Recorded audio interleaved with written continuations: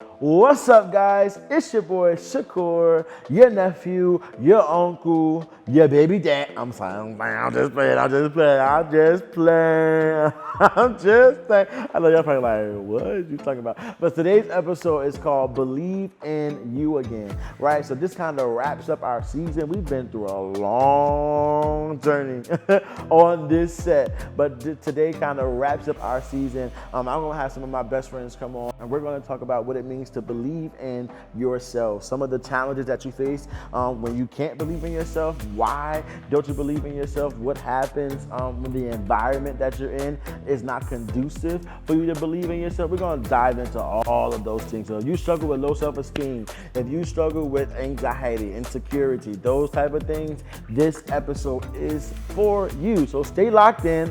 Don't miss it. Remember that it's a good day to be mighty, but also Mondays just got better. I don't think y'all really believe it. I believe that for you. Mondays just got better because you tuned into Mighty Monday and God has a word for you. I don't care if you're black, white, purple. I don't care if you're Christian, Muslim, believe in Buddha. I don't care what you believe in. This is something that anybody and everybody can join into. And I don't care if you sag your pants or you wear a suit and tie every day. Believe in yourself again. Huh? All right, let's get into it. What's up, guys? It's your boy Shakur, and we are back with a brand new set of Mighty Monday. Let me see you walk. It's a thing where we put people on pedestals as if they can't do wrong. Piggyback what she said, if somebody does have a little skirt, maybe that's all she did have. Just because we're men, just because we're supposed to be strong, does not mean that we don't have other emotions, we don't have other feelings. All of Miss Dinkins out there, let me tell you something about yourself. But it's also God, because I know the promises that was spoken over my life. I think one of the most things that our generation lack is honor. Monday, it's Monday, and it's a good day to be mighty.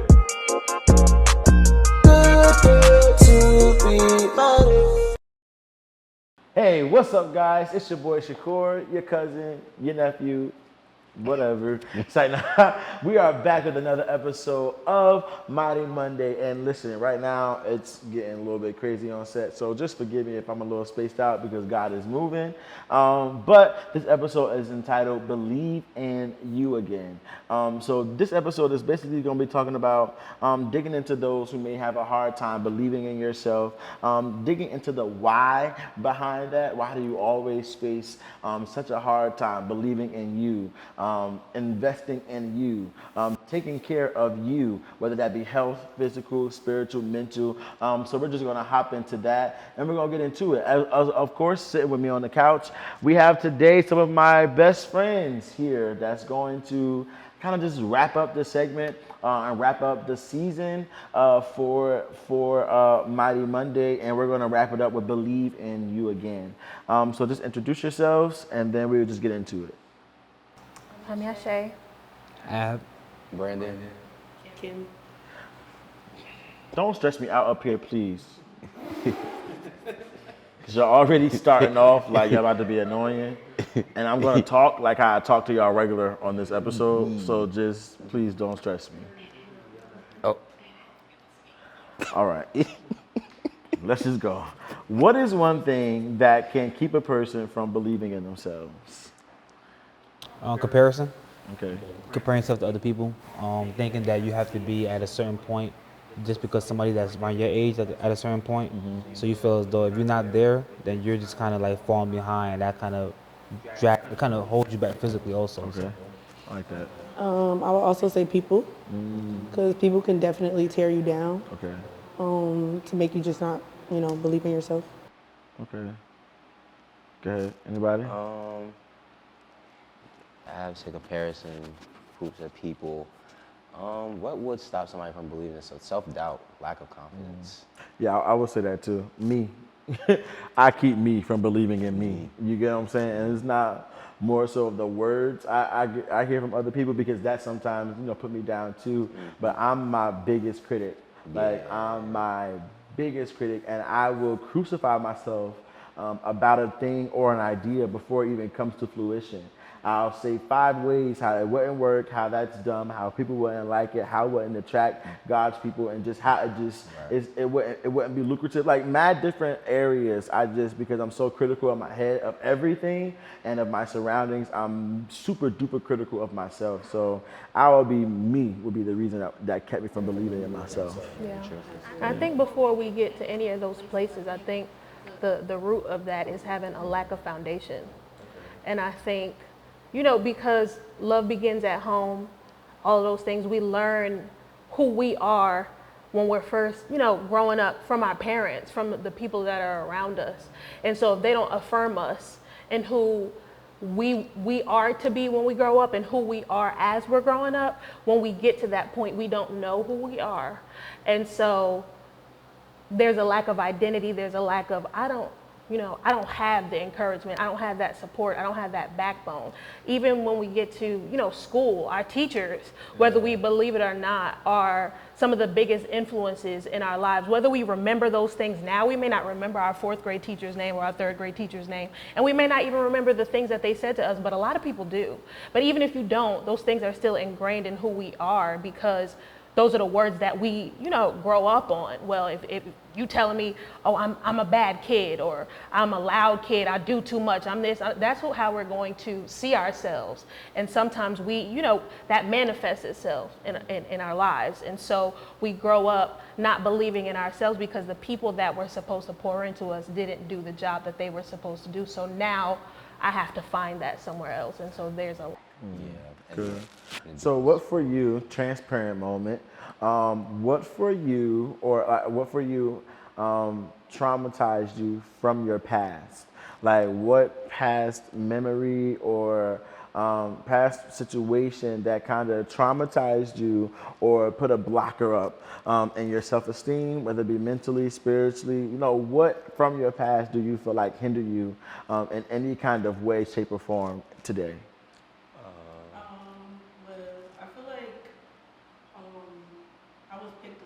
Let's talk about it. That's good. I was picked on a lot when I was younger, so I was picked on about my size, my height, my looks, how different I am. I was just picked on a lot, so that it stopped me when I got older from like feeling encouraged or feeling like I'm somebody. You get what I'm saying? So that back then it just messed me up. I got something similar where it's like growing up African, like the generation I did, like either you're Americanized or you're African. Like so at home it's like, oh, you trying to be American, but then in school it's like, oh, you African, like, so finding a place to kind of fit in and like finding yourself kind of growing up in that environment was kind of tough. So I say like, it's very similar to like kind of not being picked on, 'cause I was picked on just for being African, but I feel as though with that on top of my parents, my grandmother, like how it was for a long time, my parents didn't even want me to hang with you for a while until they really met you. So it's kind of like that struggle of like finding myself in a place where I don't know where, it's kind of like identity crisis. I don't know if I belong here or like, am I African or, so. I can relate to that, definitely. I kind of grew up in my sister's shadow growing up. She was 3 years older than me. But when you're the younger sibling, you just want to go everywhere, you want to do everything. And she's like, Mom, no, I want to do everything by myself. I don't want to take her with me. She's annoying. I'm like, I just love you and I want to go with you. So, I knew all of her friends and everything like that. And so I was always drawn to older people, and I didn't know why, but I realized I had an older soul as I got older, and so I just wanted to be accepted by the people older than me, that I would do too much, and they're like, oh my God, she's so annoying, oh my God. So they picked on me because they like, I don't want you around. And so they would talk about me, and I felt like, growing up, my sister would allow it. And so that was traumatizing to me. And we had a conversation about it, and she was like, first of all, I didn't know that that's how you felt. And second of all, I would never let anybody do that, because my sister, if y'all know her, she's a bulldog. So, but in that time, I kind of felt like she was laxed because I don't really want you here either, so I'm gonna just because maybe that will, make you stay home or something like that. You know, I felt like that's where it kind of stemmed from. So just being picked on and not knowing my place, that was traumatizing for me as a child growing up. Yeah. I would definitely say one of the most traumatizing things I would say that happened to me in my life was my parents getting divorced. Okay. My parents getting divorced really scarred me, simply because, all right, so we go and just backtrack a few conversations. Growing up in the church, you could see this lifestyle of two parents in the home, this, that, and the third, whatever the case may be. Now, when my parents got divorced, and it's like, oh, life hit my house. Now I gotta figure out what life is like. Usually coming home to a dad and a mom. I'm just coming home to my mom sometimes. Right. But it's just like, that was a traumatizing thing for me. And then on top of that, being in school and being a church kid, just being a church kid, like anybody that you talk to from 6th grade that was in my life till now, ask them what they know me for, singing in church. And for a long time, I wasn't okay with that. I didn't like it. Not one bit. So all those things played a part in me being traumatized. So I got picked on because I was a church kid, church boy. I used to wear ties to school. That's so corny. Now that I think about it, I used to wear ties, bow ties with my school uniform. It's not corny. That is the same. I really used to try and find a bow tie that matched my school uniform and really match and try to put it on like I was Farrakhan or somebody. Like that. But yeah, so don't do that. So then on top of that, one thing, I'm being transparent. One thing that nobody really necessarily knows about me, but everybody's gonna find out right now, I'm very insecure about my skin. I still, even every now and then, don't like being that dark skin to this day. Because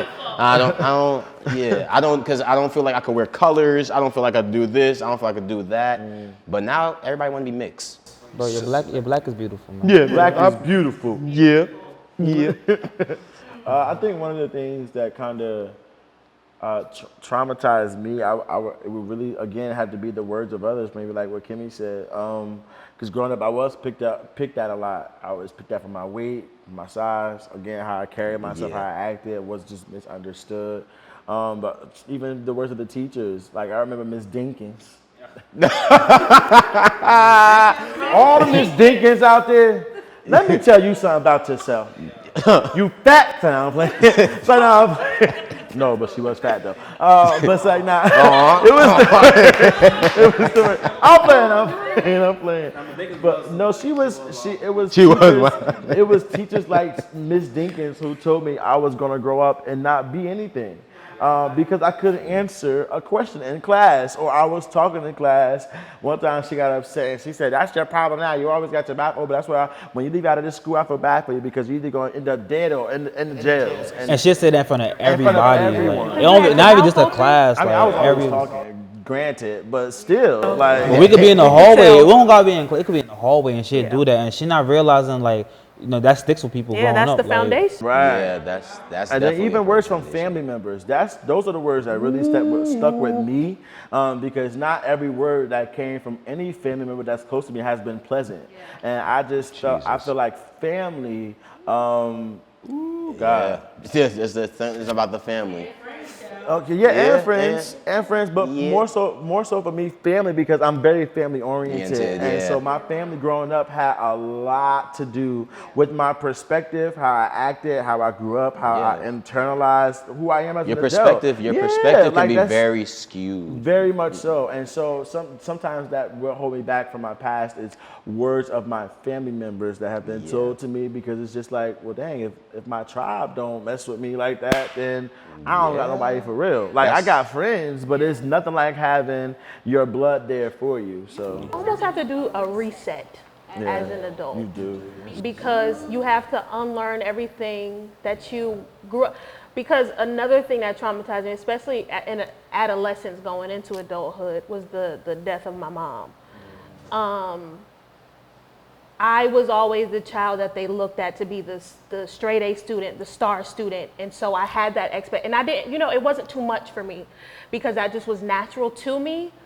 But I was that one that always wanted to make them proud and always wanted to, they're depending on me. They're rooting for me. And so when I lost my mom, that was my biggest cheerleader.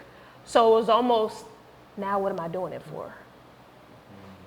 And so I felt like I don't have a purpose to do this anymore.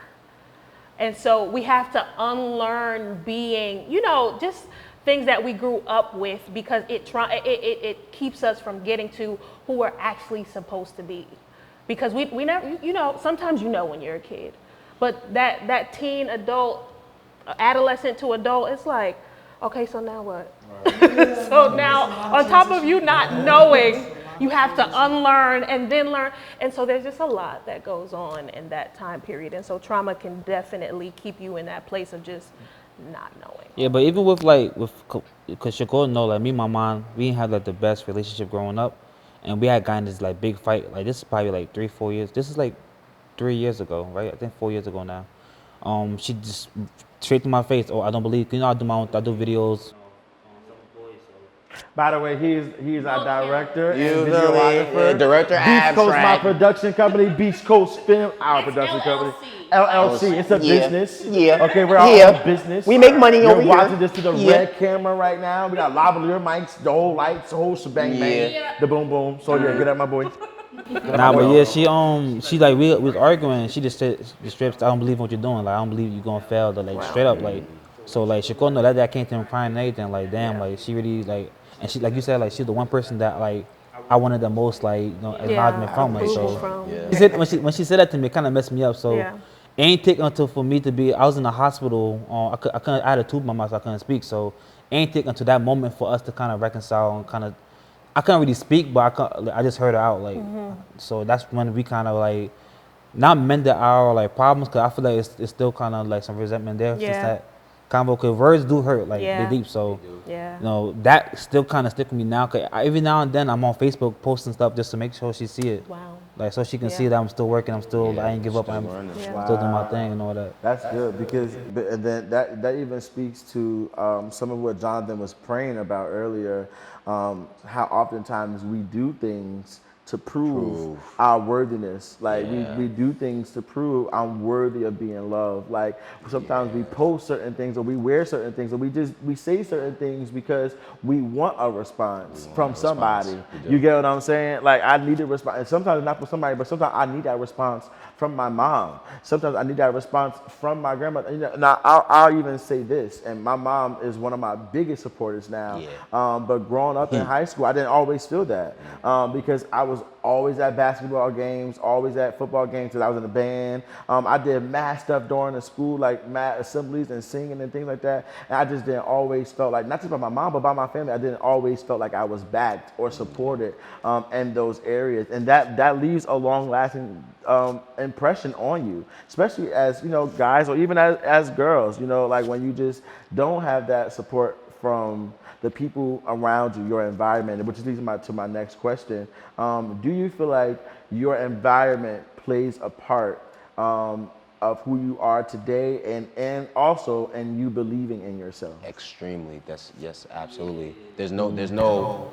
Yeah. Especially growing up in the hood, like in the hood, it's so many different kind of people and situations and experiences that it's just kind of like. I just feel like when I go to all these different places, like the suburbs and all that, and I talk to different black people from there, I could tell the difference between experience of like, I've been through a lot, even though it hasn't been like nothing crazy, but I've been through enough to where I know I can just kind of read people more. Like, if I have a conversation with you, I can tell like, all right, this person is like, they're not really in reality, like they're not really living, like they're naive, like they're not really seeing what I'm seeing. Like then like my brother's baby, his mother of his children, she was we had a debate one time because she's from the suburbs and she's African also, but she's very pampered and like spoiled. So one day she came inside from there's like a fight outside in the hood. So she came inside like, these people are so crazy. I'm telling her like, yo, is this the environment we grew up in? Like I grew up, being African, I fought almost every day. Like since I moved from New York to Jersey. Every day I'm getting jump chased home, we fighting, like, so I'm telling her, like, this is how we grew up. Like, you can't really judge people. I don't judge people. I see people for what it is. Like, I'm not about to sit here and say, this person's crazy for X, Y, Z, because this is just their environment. Like, so growing up somewhere, and also as an individual, too, you can't really put your whole environment, you can't be a product of your environment. Like, you have to really be able to evolve above that. Like, see your environment and want to be better than that, or help improve that environment. But you can't really be comfortable and kind of blame all your shortcomings because I grew up this way, or I didn't have mom and dad, or I didn't have a proper school system, and you know, better role models, X, Y, Z. Because for a lot of young men in my age, especially who play basketball, Kobe was a role model. Like, I never met Kobe a day in my life. When he died, I felt it because, you know, growing up, everybody wanted to be Kobe. Like, every time, even today, I shoot a jumper as Kobe. Like, so, you know, it's different ways to look at life. And when you really sit and, like, you know, and observe, like, your surroundings, you got to think to yourself, how can I better this and how can I rise above this? You can't really be comfortable with what you see going on. And I'm about to say that's really what it is too about believing in yourself, is never getting comfortable in your environment. Yeah. Because I feel like when you get too comfortable in certain situations, you dilute yourself. I try to always expose I'm never home. Like never home. I Never hate being home. I just feel like I need to be doing something, you know. But I feel like you need to always be exposing yourself to different environments, even if it's going to the museum. You know, like even if it's going to the museum, even if it's going to like you taking a trip to Jersey City to walk on the boardwalk by yourself, just to think. Like really take that time out to change your environment, because I have friends who didn't want to go anywhere. Like, and that's all we did was walk around Newark and party in Newark. And like Newark is great. Like I love my city, I love my hood. Like I'm from the hood all day. You feel me, Brick City, all that. But like, there's more to life. Like, right? There's more to life, and I feel like we sometimes hinder or we stunt our growth because we don't take that time out to change our environment. I think. I was saying a lot of what Abu was saying is really true, because for me specifically, I moved from Hillside to Newark. So when I came to Newark, it was a whole different dynamic. And then on top of that, as well, as I got older, my parents had me sheltered. But that's the truth. My mom had me very sheltered. She didn't want me exposed to a lot of things. So I was naive. Coming up from middle school, even all the way through high school, I'm naive. It's when I got to college. When I moved out of state for college, it's like my life my life changed drastically. Shout out to and it's like, UB. UB, you know. So if you know, you know. If you know, you know. But I'm saying, by the way, we went to all the same college.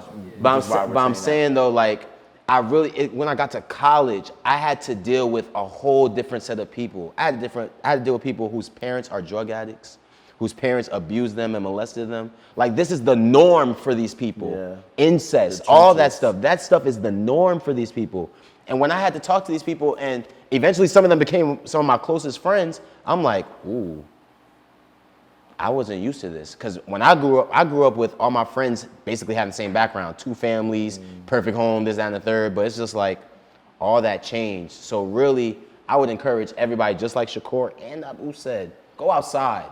Get to know people. Talk to people. And even what he's saying, like, my bad to cut you off. But you know, some people are scared to go outside, because I have siblings that are scared to. I'm like, we should go somewhere. We should do this. They're scared to get on the plane to go somewhere. They're scared to go on the boat. Like, I'm like, why? You're gonna live your life in North the whole time. You're gonna live your life just going down south your whole time. No, I want to see the world. I don't want to just be in Newark, and that's always been my mindset. I don't want to just be here. Yeah, but that's lack of exposure though, because I feel like, because my siblings were the same way. And we just recently took a trip to South Carolina, and that was some of their first time getting on a plane. Forget leaving Jersey, like, and even some of their first time leaving Jersey. You get what I'm saying? Because we all face life at an early age, and so I really salute my family, salute my siblings, salute anybody who had to really deal with life at an early age, and it forced you to really be mature and way more mature than you really were ready to be. But that's why I feel like it was a lack of exposure growing up. You know, our family didn't take. Good thing my mom, she sacrificed and was able to, shout out to my mom also, Gwen, the one. Now I have 2 moms, y'all, so I know people are probably kind of confused. So I have a biological mom who birthed me, of course, and my siblings, and then I have Gwen, my mom who raised me, the mom that I live with today. So when you hear me talking about my mom, I'm talking about her. And so just want to be transparent about that. But it was what you were exposed to, because although my mom didn't have, she chose to expose me to that lifestyle. Even though she didn't have enough money for her to go, she sent me on trips to Florida and down south and things like that, so I can get, you get what I'm saying? Good. Like, That was my but look, foundation, even to too. go off like this conversation, it's like everybody experienced Newark a different way. Like how you say your mom sent you on all these trips. Like for me, I started experiencing like stuff like that when like like my grandmother raised me, but I kind of raised myself because she didn't really speak English. So it was kind of like I could finesse like situations and do whatever. So, but like when I picked up the camera for the first time and I seen that I can actually go to Montclair and go to different parts of Jersey and then I could leave Jersey, like that's when I really started. Like now I'm barely home now. I'm barely in New Jersey. I'm barely on this side of the earth. Like it's rare to catch me in like traffic. So He's a traveler. nah, but I'm saying like how you were saying how you grew up Shelter. Like I grew up with me. And Chicago know too, like a lot of my friends dying or going to jail and all this other stuff like that. So it's a different kind of experience when it comes to like, you know, that's a part of it too, like your environment. Like a lot of kids we graduated with elementary school, high school, they're either dead or in jail or on drugs, or like some of our close friends I see on the street, like it'd be sad. Like so that in itself kind of makes me feel like damn, like I wish I could you know, do something about that, or you know, what am I doing that I can help them or like help uplift my next, you know, like people around me, because it's hard to kind of like even I go to the corner store, I hear people, I see you doing videos like, you making a lot of money, and I'm like, I don't know if that's a compliment or is y'all just like, I don't know, watching me, or I don't know what it is, and that in itself is traumatizing, because I don't know, me moving this fast, leaving people behind or whatever you want to call it, is making them feel away, or is this a good thing for me, or like what's the next step, or how should I be moving, because it's kind of hard to kind of figure out people's motives and intentions and stuff like that. So I grew up different from everybody up here. At a really early age, I was 2, my mom moved us to California. And so those are my first memories growing up somewhere else. And she knew early on to take us somewhere so we would experience something outside of what she grew up with. I grew up in Hillside. My mom grew up in Hillside, and so once we came back from California, we moved to Hillside. And so there was a lot of things that my friends experienced that I never saw. I didn't see death. I didn't see, you know, drug addicts, and I didn't see those things. And so, and my dad grew up in Newark, and so he was a police officer, so he saw all of that. So my mom and my dad had 2 totally different experiences, and we did as their children. And so because my dad saw all of that, he sheltered us a lot from that. So like Brandon said, once I got to college, it was a culture shock. I was like, whoa, I'm really out. Life is real. Like every day? Yeah. Like every day? like, So and it was like it's okay to do this here? Right. You sure we good? I'm like, whoa. It's 12 o'clock. Right. And so, you know, because I had that foundation to say there are things outside of New Jersey and you can go anywhere and do anything. And so, and California was such a pivotal moment in my life. It was such a help to me to be able to see something different like that. And so traveling and going outside of the environment that you grew up in is so important. And I feel like it is necessary, and it literally transforms you. And so I believe that believing in yourself definitely comes from, you know, the environment you grew up in and how you take that in, because everybody internalizes it differently. There are people that become products of their environment. It's like coming up in Newark, they become products. And then there are other people that use that as motivation to get out. Well, I mean, I feel like I'm a product of Newark, like, because there's 2 sides of Newark that I see. Like, it's the hood for sure, but there's the beauty of Newark too. Like, because when I hear people say things like that, not to say that that's what you're saying, but people from outside of our community say stuff like that. They don't really know that the old lady who's helping kids get home from the bus stop. Because even my daughter, I have a 7-year-old. If I'm late to pick her up from the bus stop, there's a lady there that, you know, wait there until I come pick her up. Or there's people. That's community. That's community. And a lot of people also always, I feel like, misconstrue or have this like misperception of what it means to be in an urban community or the hood, as if it's a bad place to be. And although yes, the violence and the crime rates can be high, I always tell, you know, me and my girl have this conversation all the time. I want my kids to go to public school.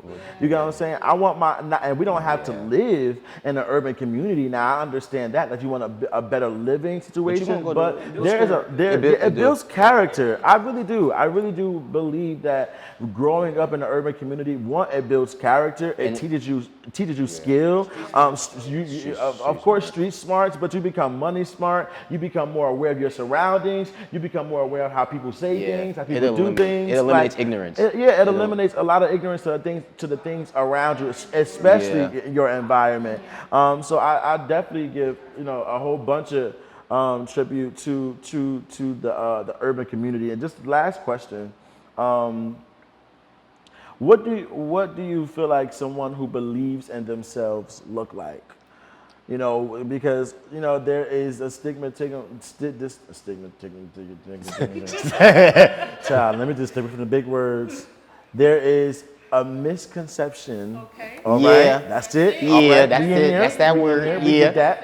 There's a misconception about what it looks like for a person who believes in themselves. And so people often mistake being overly confident as a person who believes in themselves, and those who have a hard time believing in themselves feels like, oh no, I can't do that. You know what I'm saying? Yeah. So what is the misconception do you guys feel like that the average person who believes in themselves look like? You have boundaries. Okay, you have conversational boundaries. So what we talk about as friends, it shouldn't make me question who I am. Right. It shouldn't make me question what I'm capable of. You see what I'm saying? That's having those kind of boundaries. Sometimes we lose belief in ourselves because we allow everybody to give us advice. Come on. We allow everybody to give us advice. I'm all for wise counsel, but let me see how you walk too, as well as you talk. Right. So you see what I'm saying? Right. So that's social media too. Yeah. Everybody got their PPP loans. Everybody flexing their money. So you may think, damn, everybody got money. Why am I getting money like that? Right. But in reality, but in reality, it's like you comparing to yourself. I seen a post on that Justin LaBoy page, whatever, that little toxic page. But he said something. It was like, don't compare yourself to people who aren't paying bills. Like, you know what I'm saying? Like, people who got money spread, all the designer this and Jordan every single time to jump out. Like, these people don't have no real bills or whatever. They live at home with their mama. Yeah, you busting, you're behind and trying to keep up with them. When in reality, you're way ahead of them already. Like, you already passed the point there. Like, regardless of that PPP loan or whatever they got, like, you already doing your thing. Like, and you don't gotta be successful as far as like financially either. Cause if you're doing your thing, it takes time to get to that point. So like not giving up. I feel like not giving up. Somebody who's like my first year doing film, I made $0. Like literally, I should walk to my shoots, hours. Like just to walk with my big book bag on, all my $500 camera in there, to the point where I can sit here and say I spent like $30K last year on my business. Like that's just from like I spent 6 years.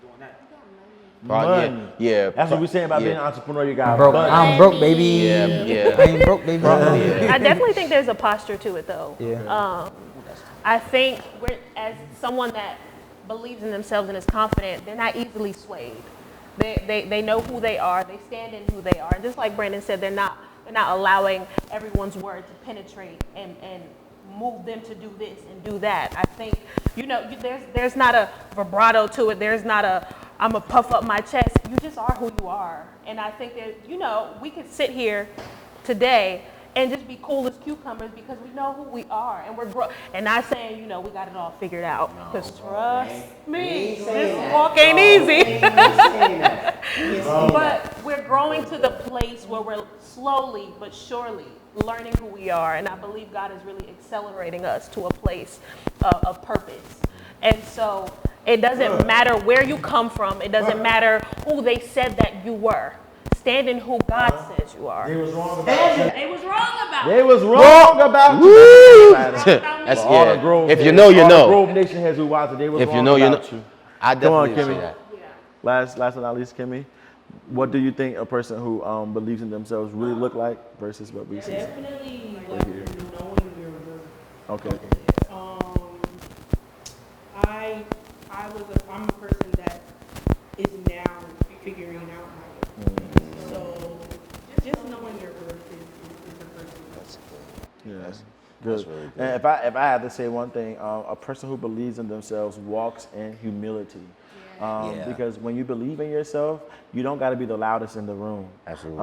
And when you believe in your brand or yourself, you don't mind giving a handout to the next person behind you. And oftentimes I feel like we don't always do that. And I think we kind of chuck it up for, just competitiveness, but sometimes a person doesn't really believe in what they are doing, and they don't really feel like these people will be a part of it. You get what I'm saying? So it's just like that, walking in humility, and just knowing who you are, and being confident in your brand and what it is that you bring to the table. And like Brandon said, knowing that when you're in certain conversations or when you're in certain arenas, that you, just because you don't beat yourself down or doubt yourself in certain arenas based on who's in the room. So I think when you believe in yourself, it's not about just having confidence or pride, but it's about that godly confidence. And not man's confidence, but godly confidence. And godly confidence affirms me because my Father created me to do what I'm doing right now. That's the kind of confidence you walk in. Like, I'm walking in my purpose. So if nobody else likes what I'm doing on Instagram, but nobody else shares what I'm doing on Facebook, I'm still confident and I still believe in me because I believe in the word that God pronounced over my life. And I believe that I'm doing the will of my Father. And if I am, and if He is pleased with my work, then I don't care about what the world got to say about it. You get what I'm saying? Because God is more than the world for me. So that's really what it is. And we got to wrap up because the conversation, we're going to come to an end. But one word to help somebody believe in themselves out there. Go ahead, Shay. We go around like that. Strength. Strength. Ab. The opposite of that, weakness. Like, know your weakness too. Okay, I like that. Push. Come on and push. Courage. Yeah, you gotta have courage to believe in yourself again. Forgive. That would be my word. Forgive yourself. Forgive yourself for any mistakes you made. Forgive yourself for things that you did not know and that you were unlearned and you were not ready.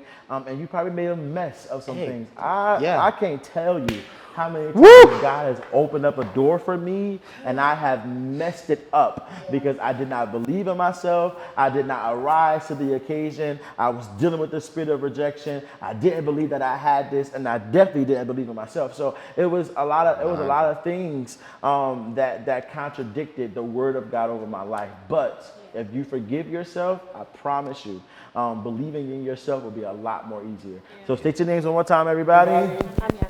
I'm Ab. I'm B. And this is Mighty Monday, and Mondays just got better. This wraps up the first season of Mighty Monday, the talk show.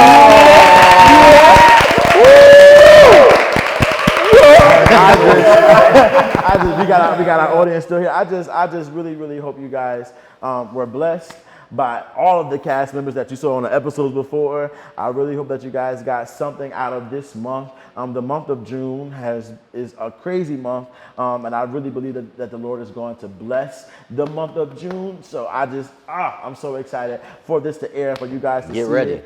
Get ready to believe in you again. We do this for you guys, not for no form or fashion, but really to encourage one another. Amen, because we all need that encouragement. So, it's Monday, it's Monday, it is a good day to be Monday. It's Monday, it's Monday, it is a good day to be Monday.